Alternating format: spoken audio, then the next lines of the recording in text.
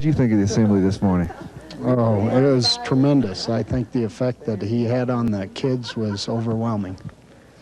Were they talking about it as they were leaving, or is this? You think this is something that will have some lasting and some good results come from it? They've been talking about Dave Roever since last year when he spoke here, and the impact is unbelievable and what he's had on the young people here at CherryCreek.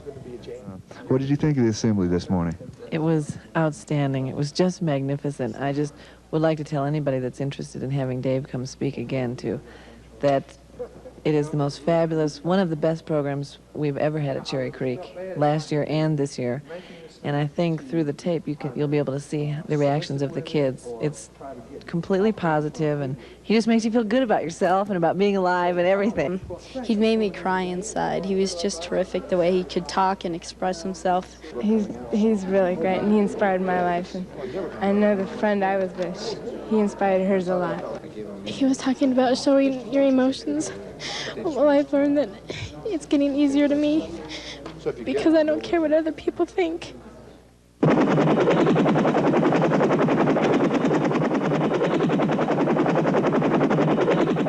1969. It was a very good year. Out of tragedy in the jungles of South Vietnam comes triumph. At 22 years old, Dave Roever discovered what General Sherman meant when he said, "War is hell."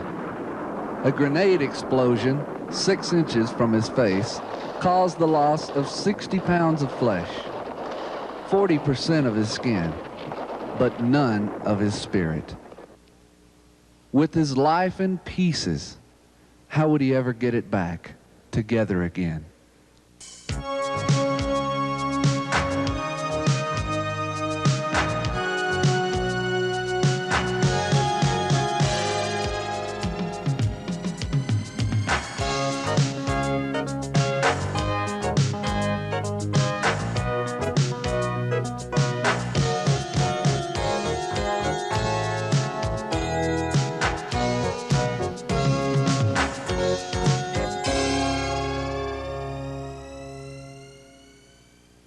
It is with pleasure that I introduce, representing CherryCreek High School, America's #1 high school speaker, Dave Roever.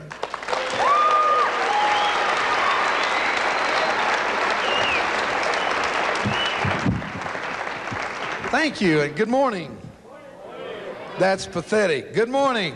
I like that. It's great to be back. Do you know I've waited a year to get this opportunity? Last time I was in your school, I left my heart. How many of you were here last year when I was here? Yeah. Well, see, how many of you remember that song that said, "I left my heart in San Francisco"? Hey, I won't sing anymore, don't worry. But you remember that song? I ought to sing "When I Left My Ear in Saigon." But you'd have to be here last year to appreciate that. But I left my heart at CherryCreek High School, and I'm going to tell you, I want the whole nation to know I love you. And because of such a neat experience last year for me, and hopefully for you, we're syndicating this program today to go to just about every high school in the United States of America. And we want to show off some of the classiest kids in the country. And we came to the right place, didn't we? All right. All right. Well, anyway, for those of you that are here, we're together for the first time. You're looking me over, and I'm looking you over, and you're scratching your head, and you're saying, "What happened to him?" I'm scratching my head saying, "What happened to you?" No, I'm kidding. I did have a lady stop me once, just dead cold, put her hand on my chest, stopped me. She looked at my face and said, "What happened to your face, man?" I said, "Woman, I was burned bobbing for French fries." Did you get it? Oh. Hey, I've enjoyed being in Denver again, and CherryCreek High School is part of my great experience here, but the other part's up on the mountain. I love to ski. I'm really great. They like me to ski. It helps smooth out the moguls. I believe they buried Volkswagens under the snow up there, because, you know, it's just like this, and I definitely am not that good a skier, but I did learn one thing this year. When you come down the mountain, snow plow big time and scream all the way. No, really, the lift line scatters, you fly up to the front, sit down, take off. It's really nice.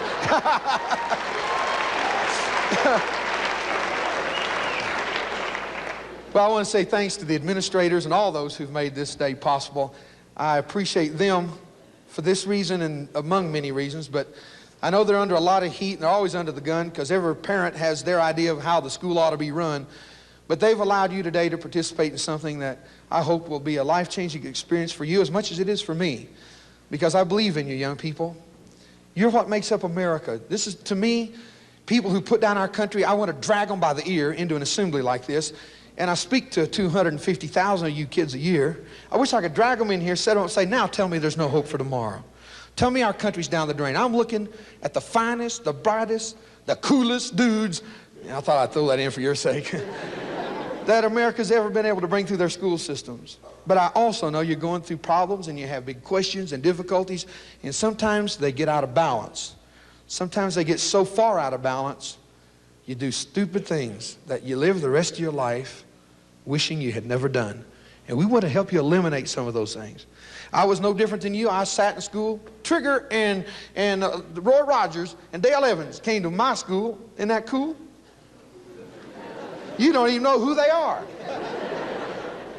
I'm 38 years old and I'm not over the hill. I am the hill, but I'm not over the hill.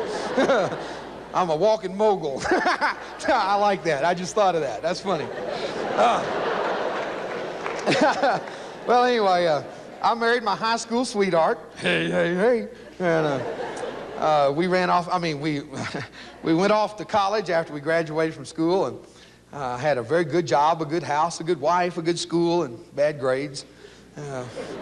I worked so much and studied so little, my check went up, my grades went down, and they dropped to a C- from a good solid C. You know, I mean, what more can a guy ask for than a good solid C? And the problem was, though, that I got a letter from Uncle Sam, and it said, "Greetings, nephew." See, uncle and nephew. It's going to be a long hour, isn't it? And I knew what it meant. Well, they told me to go take my physical, and I wrote back and said, "I feel great. You go take a physical," you know. So that didn't work either. I took my physical, studied all night, passed it, and they told me I was to be inducted into the Army. Now, this was the new twist for me because I didn't really want to go in the military. I had no desire for the military. I figured they'd draft me, put me in the Army, send me to Vietnam, shoot me, put me in a doggy bag, send me to America, bury me. And I'm not into that stuff. You know, I'm definitely not into that doggy bag. So I didn't want to go to Vietnam because I was a war protester. I didn't understand war, and protesting it wouldn't have made that much sense to me. But I was your basic chicken. See, I didn't want to get hurt, and so I didn't want to go to war because I figured that, you know, that can be dangerous to your health. So I went down and joined the Navy. Well, I could have gone to Canada, but I was too proud to go to Canada, too chicken to go to Vietnam, and being a proud chicken, I joined the Navy. I figured I was safe for 4 years on a ship than 4 seconds in the jungle.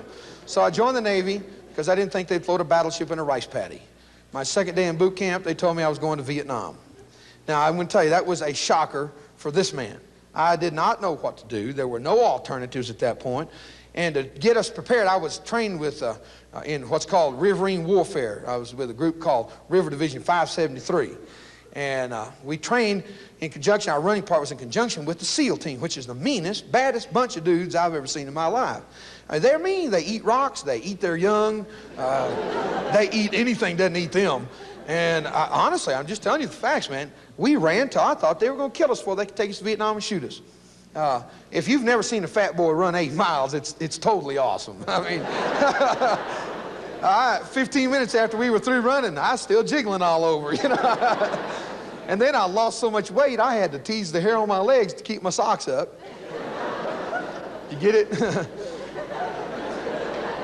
I came home, my wife said I wasn't half the man I used to be now. But man, then they said, "Now today we're going to teach you how to escape from prison." 2 things entered my mind. 1, I don't ever plan on going to prison. 2, I'm so skinny I can walk through the bars and go home. And then they said, "And we're going to teach you how to live without eating food." The next thought entered my mind was, I learned that in the high school cafeteria. And they said, "We're going to teach you how to use your hands and feet like weapons." That was funny because, you know, I felt like Joe Cool But I didn't realize the day would come that I would realize there was no Joe Fool going to stand there while I kick him in the face as they said we could, you know. And we kicked at 7-foot targets, but everybody in Vietnam was 5.5 feet tall, you know. I flew over, hopped back, didn't hurt a soul, man. I was definitely non-violent, but I was very active. There were a lot of things they did teach us. There were some things they just didn't get around to teaching us.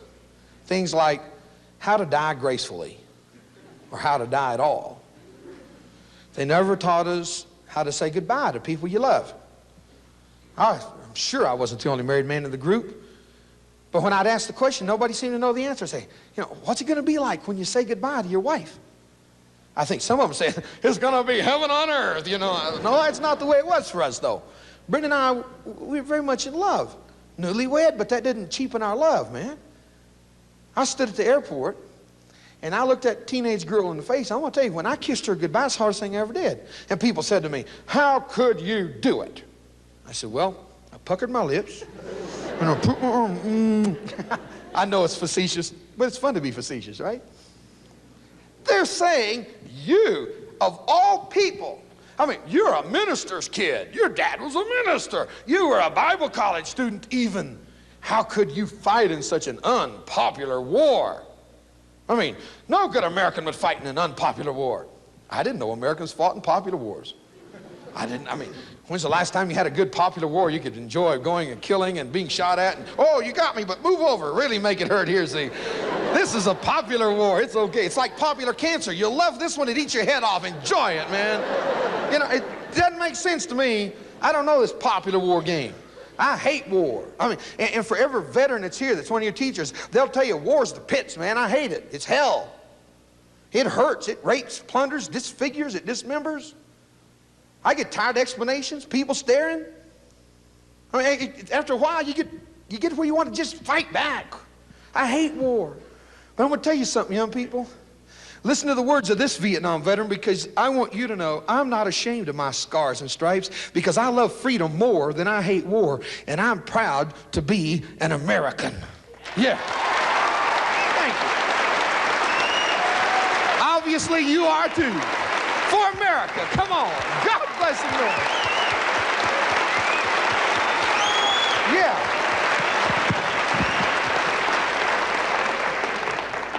So I went to war. And really, you know, no matter how much you trained, you're never fully trained. I got on the bus, they had big screens on the windows. I said, are the flies that bad? And they said, no, idiot, that's to keep the hand grenades out, not the flies. It never dawned on me. Suddenly now somebody's trying to kill me. That's a bad feeling. You ever wake up this morning and say, boy, someone's trying to kill me today? It messes up your whole day, you know? They sent me into the jungle, and I found out right away my biggest problem wasn't some communist shooting at me out of the bushes. My biggest problem was in my barracks. Now, admittedly, thank God they didn't shoot at me, but they never tried to hurt me physically. But I will tell you this. They tried to tear down some things that meant more to me than limb and life. And I say this from my heart to you young people. Because I did not participate, and let's be diplomatic, you know, in their, quote, extracurricular activity, unquote, which basically means I didn't have VD. Because I didn't go along with what they were doing, I was ostracized, belittled, ridiculed, humiliated, libeled, tricked, everything else they could do to get me to break the vows to the woman I had made vows to. Now, you may not be into this kind of loyalty, but I'm going to tell you something, man. When I told that girl the day I married her that I'd be faithful to her and I'd do, or whatever I said the way I said it, I meant it. And there wasn't any jerk in Vietnam worth breaking those vows over. I loved her. Now, loyalty means something to me. Little did I know then, but the day was coming off that would give me a return on that loyalty, that would make that loyalty worth every moment of the difficulty it cost me. They'd say things like, oh, come on, Roever, everybody's doing it. I said, well, if everybody's doing it, why are you trying to get me to? Obviously, I'm not, and until I do, not everybody is. So back off, turkey lips. One guy said, well, you don't understand, man, we're in love. I said, you're not in love, you're in heat. You don't know what love is. Edit. Now, you mark this, kids, I'm going to tell you. There's a lot of things you believe in and you stand for that someone's always going to come along and try to cheapen for you. But if you believe in it with your whole heart, you stand by your guns.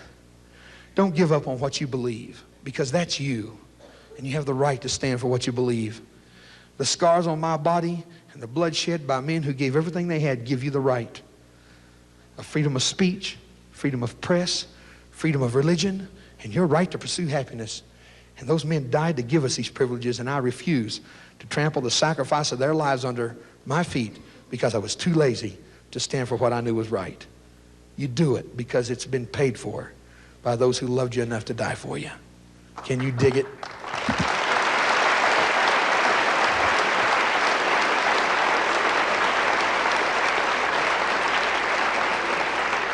And young people, that includes disagreeing with me. You don't have to agree with me. That's what makes America great. Well, anyway, these guys were always on my case, and they nicknamed me, 3 guys on my team, because I didn't take shots for VD. See, they didn't like that. They say, "What's wrong with you, Roever? You're not going to get your shot?" I said, "Wrong with me? What's wrong with you? You're the one getting the shot. You know, I thought I was cool." Yeah. Now, and so they nicknamed me, these 3 guys. They call me Dudley Do Right, Dr. Do Little, and Preacher Man. That's the 3 names. Oh, I call them pervert number 1, pervert number 2, and pervert number 3. That's how we got along, Preacher Man and the Perverts. Sounds like a rock gospel band, doesn't it? They never backed off, always on my case. You know how I stayed out of trouble? I stayed busy. And that's why some of you knuckleheads get in trouble. You get bored, you got nothing to do. And so you, hey man, let's go do this. Okay, no man, that's stupid. No, it's cool. You do it and everybody says, boy, that's cool. Then you get caught and they say, that's stupid. And you're back where you started. You get bored and you think this is cool. Let me tell you something. If you'll keep yourself invested, your good, healthy mind and your good, healthy body invested in doing something productive, you just might find the results can be very beneficial. Instead of wasting your life and your time, invest it. Invest it. I did. I was very inventive, and my inventive mind and my willingness to stay busy got me promoted in rank, and the guys who called me Dudley Do Right had to call me sir. That's right. That's bad, right? I mean, well, they actually call me Sir Dudley Do Right. On the 25th of July, the worst firefight we ever encountered occurred.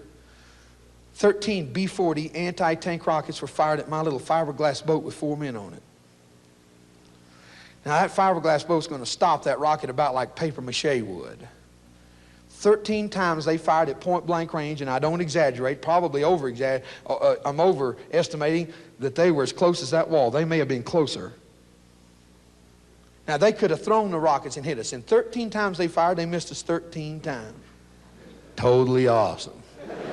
I mean, it was almost to the point of, there goes another one, you know. Look at the dumb jerk, he can't even shoot the thing. You know, we were cracking up. But we were so scared we didn't know what to do. Man, we were getting just as fast as we could get. Well, we cleared the kill zone. The next day, we were right back at the point of enemy contact. Inadvertently, we beached the boat up on the bank of the river at the very point that the biggest firing weapons had come from, a gigantic open bunker. I saw movement in the bunker. I didn't know what it was. I didn't know what to do except the old rule of war that says, he who shoots first lives longest. I learned that on Gunsmoke. I didn't know if there was actually anybody in there or not. When you're not sure, though, you don't take chances. I grabbed the first thing I could get my hands on, a white phosphorus hand grenade. Now, obviously, a hand grenade against a bunker is like a BB gun against a boxcar. It's not going to do much damage. But at least it would put up enough smoke to give us a means to get away from direct line of fire. It would burn down the high brush and detonate booby traps if there were any there. I pulled the pin on this devastating grenade that burned so hot I've been told it'll melt the engine out of a vehicle. I pulled the pin back, drew the grenade to throw it, and at that moment the grenade exploded. Later I found out a sniper's bullet went through the back of my hand. The only mark on the back of my body where any damage was, a bullet went through, hit the grenade. It blew 40% of my skin off of me, 60 pounds of my flesh off of me. I went blind in my eye, deaf in my ear, because the whole right side of my face landed in front of me and looked back at me. And I'm going to tell you something, folks. When you see yourself coming back, you know you're busy. Incredibly, I didn't have any pain at all, but I was blinded and deafened. Now, the good news in this is I have my vision back, and I have my hearing back. I see perfectly. I wear glasses because I look cool in glasses. I put my name on them right there, Evad. Well, excuse me, Dave. Did you get it?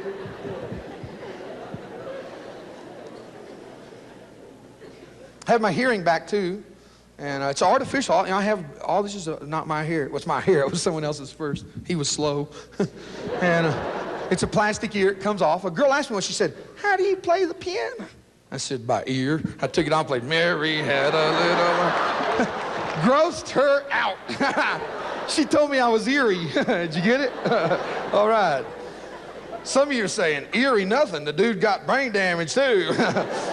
Let me tell you something, man. Think what you want. You can say I'm out of my mind, but I'd rather be at CherryCreek High School having fun, making friends, having a blast laughing about it all than to be sitting on some bar stool in Denver, popping tops, sucking suds, or shooting drugs, or shooting each other. It all goes together. You want that garbage? Go for it. But don't you shoot at me, son, or I'll be on you like ugly on an ape. Don't come down my road drunk or I'll run you off the road, drag you by your ear to the high sheriff, because I don't believe in shooting people and drunk driving. You listening to me? You listen to me, kids. I'm going to tell you something. I walked in too many of your high schools across this state, in Montana and California and Oklahoma and Texas, and 250,000 kids a year. That's a lot of knuckleheads. I'm tired of seeing plaques on the wall in memory of Billy Joe and Mary Lou. And I say, what happened? You know, cancer? Was it a tornado hit the school? No, they were drunk. They ran out in front of the train in their car. Dying like dogs, man. Life is too precious for you to do that. You're blowing your lives for nothing. You can't let it continue. Cruising and boozing is stupid. You still love me? Well. Listen to me, kids. I know a lot of you are going to try your booze. But if you don't have sense enough to get off the stuff, at least don't get behind a car. Please. I'm tired of picking up the pieces of broken kids. I'm not here because your school pays me to be here. You think your school's paying me something? Forget that, man. They could offer and I wouldn't take it, because my love's not for sale to you. I came here because I love the young people of America, and it hurts me when I see you hurting yourselves, because maybe, just maybe, someone can give you an alternative thought on the subject, and I'm willing to take that risk, even if it makes you mad at me. You don't need the drugs. You don't need the booze. You don't need to pretend you're something you're not. For heaven's sake, please understand, I like you just the way you really are. You don't have to be something you're not. You won't ever find others accepting you until you accept yourself the way you really are. When you're comfortable with yourself, others are going to be comfortable with you. It's going to happen that way. I would learn that lesson in the days to come. When the grenade exploded, incidentally, I have my vision back and my hearing back. I can see through my eye, hear through my ear. I can even see through my ear. That's right. We bad. Oh, I thought you'd like that. Well, I jumped in the water, and to my shock, phosphorus continues to burn in the water. My skin was floating all around me. I was beside myself. Did you get it? I needed to pull myself together.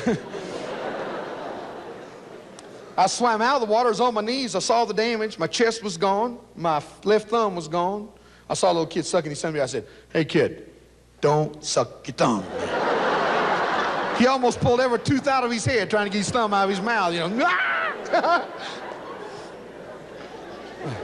I saw a kid pulling on his ear, sucking on his thumb too, and I broke him of both. You didn't get it? Okay. His mother did. She almost had cardiac arrest. I saw the damage to my right hand. It was severed in half. This is the only finger that works. And this is not to influence you. It's only for the record. Whenever I was in Sacramento several years ago, I was invited to speak for the Billy Graham Crusade. And I thought, you know, of all the fingers to still work, I'm glad it's that one, you know, because that's, you know, his famous one-way finger thing. Boy, wouldn't I have looked dumb like that? Sinner, repent. Just a thought, anyway. These don't straighten out, but they make a good mic stand, so I got everything I need to get by, you know? But let me tell you something. When I saw it, the damage was so devastating, psychologically as well as physically. I just fell over and went into a shock. I did not feel a single pain, and to this day, I do not remember any of the pain of being burned. But when I fell over, my buddies thought I died. They said the nicest stuff about me, you know? It's really interesting. Of course, they never said it to my face when I had one, but at least they said it. And I couldn't tell them I wasn't dead then, or they would have killed me, you know? Helicopter landed to pick me up. They rolled me on the stretcher. I was still burning. They grabbed the stretcher and took off running. The stretcher caught on fire, ripped open. I fell out on my head. Have you ever had one of those days when nothing goes right? They rolled me up in wet blankets, got me in a chopper. The medic thought I was dead. He's filling out my death report. And when they're through, they stick the dog tag between your teeth, but mine was so far apart, it just fell out. So he's going to kick it, you know, get up in there. That's fine if you're dead. But if you're not, it's a pain in the mouth, right? And he starts to hit me, and I said, medic! He almost jumped out of the helicopter, man. And if the pilot hadn't got him, I think he would have fallen. And the whole helicopter, we were dropping like a rock. I was weightless, and if I hadn't been strapped in, I'd have floated right out the window. The thing was spinning, and I thought, oh, God, we're going to crash, and I'll be the only survivor. Well, they got me to Saigon and then to Japan. And in Japan, I very stupidly asked for a mirror, and they very stupidly brought it. And I looked up in that reflecting piece of glass, and young people, you can sit there and say, well, you know, you laughed it off. It wasn't any problem for you. Here's where the nitty-gritty part is. We can laugh about a lot of things, but I have trouble with this because it's an admission of a tremendous weakness. But we've all got weaknesses, and we have to learn how to strengthen those weaknesses. When I looked up in the mirror, this side of my face was swollen to the width of my shoulder. This side of my face was a skull. I could see inside of me, and things moved, and I didn't know what was happening. I just wanted to die because no one in their right mind could have ever told me I'd walk out on this stage at CherryCreek High School and feel the incredible love of 1,000 kids that makes me feel handsome. And nobody could have told me that day that a 19-year-old girl could still have a basket case. Let me tell you something. When your handsome young prince turns into a frog, it's easy to forget your commitment and your vows. And I said, that's it. Nobody will ever love me. I reached over and I grabbed the tube and I pulled it out. And I laid my head back and I waited to die. It's called suicide. It's still not the answer. I waited to die. And I waited. And I noticed, boy, I'm getting hungry. I looked over, stupid me, I pulled out lunch. I unplugged the wrong tube. Boy, am I glad. Am I glad? How could I have ever known you? Now think about it, man. I thought I knew the answer then. I said, this is it. This is the best way. Pull the plug. And yet, look what I would have missed. I would have never known the joy of the sweet love of my wife. I would have never known the thrill of raising 2 magnificent children who think their daddy is a hero of Fort Worth, Texas. You listen to me, man.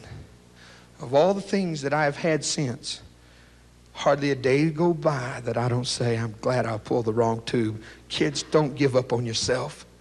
Life is too beautiful and it's too short to cut it any shorter with suicide. Get it out of your head and don't you ever think about it again. Life is worth it. All of its problems are worth it because when the good times come back, you'll be glad you didn't pull the plug. I promise.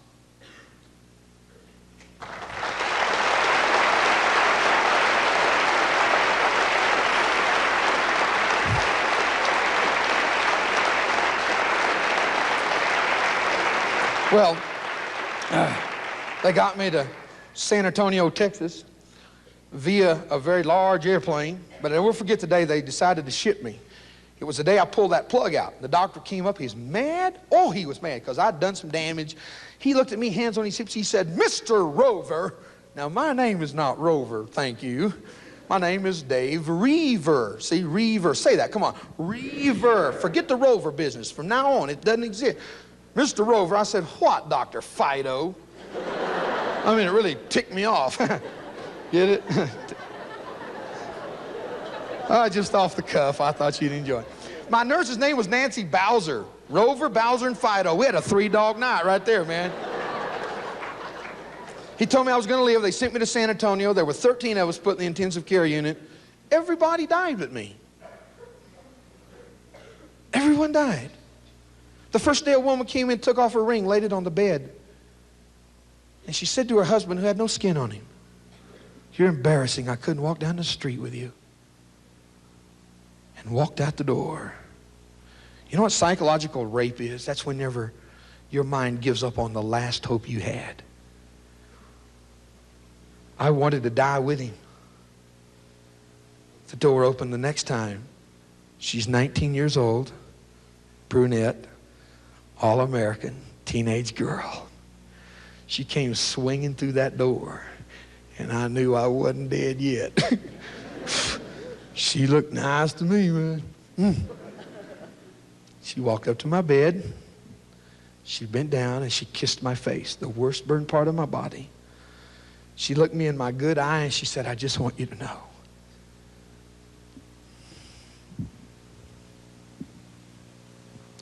I really love you. Welcome home, Davy. And when she says Davy, hey, I was well, man. I knew it was going to work out all right. And I don't care 1 minute that my emotions almost get out of here, because I'm going to tell you something, man. You can't love without emotion. You can't exist and be happy without emotion. Don't ever be ashamed of your tears. Be the man that's willing to weep, or the girl that's willing to weep, because there's something wholesome and healthy about it. I learned how to weep, and I learned how to say thank you. I learned how to love again, because, man, when you've got nothing left and nothing to lose, and they give you love. Well, when even the doctor said Humpty Dumpty couldn't be put back together again, along came Brenda, and Humpty Dumpty is back together again in style. Can you dig it? Yeah.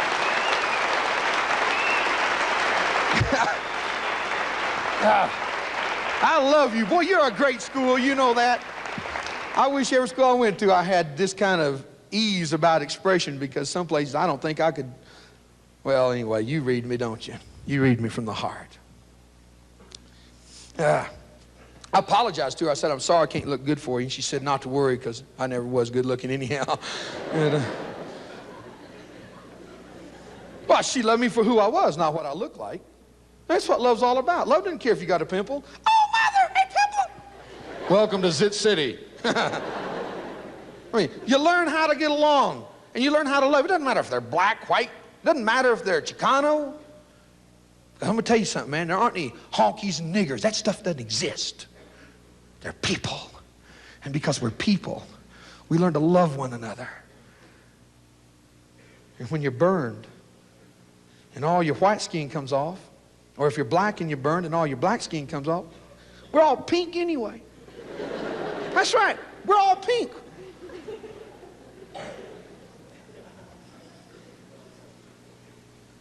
Because we're people.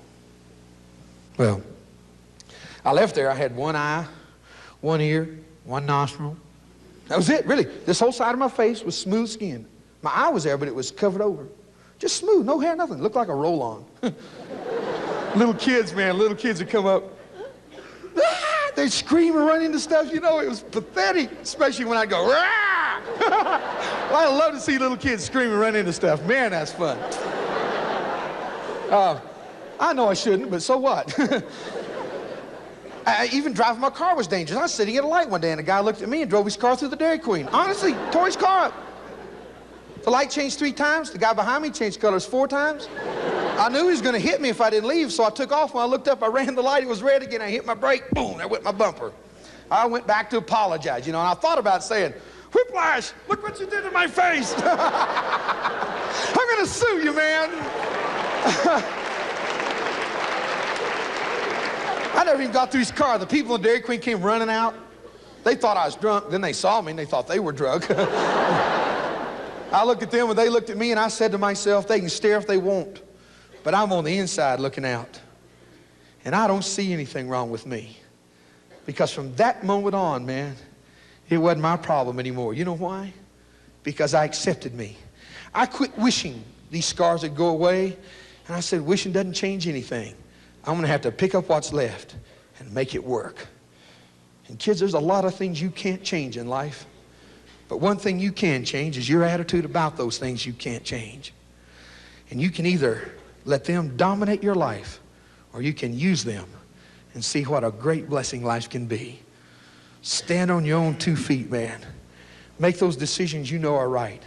And be all that you can be without the army. I love you. It's been fun being together. To close the program, I'd like to play you a little thing on the ivories over there. Now, I'm not a great piano player, so please don't leave.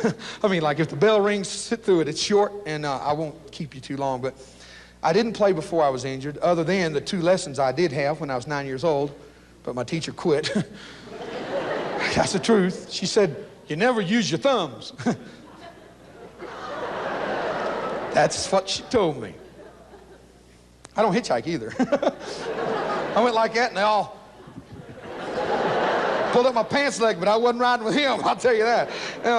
But I'm gonna play a song. It took me 1 year to stretch my hand enough to reach an octave with no thumb. And what I'm gonna reach took me a year. Then it took another year to figure out what an octave was. I'm gonna use my index finger and the back of my knuckles and the side of my hands. And the song is titled, Oh Danny Boy. How many of you ever heard Oh Danny Boy? Have you? Okay, then came a man, he's a black vocalist that's one of the greatest voices in all of the human race, in my simple opinion. His name was Andre Crouch, and he sang the same melody with the words titled, He Looked Beyond My Faults and Saw My Needs. It was a gospel song. I'm going to play that version, but you choose whichever title you like, and I hope you enjoy it.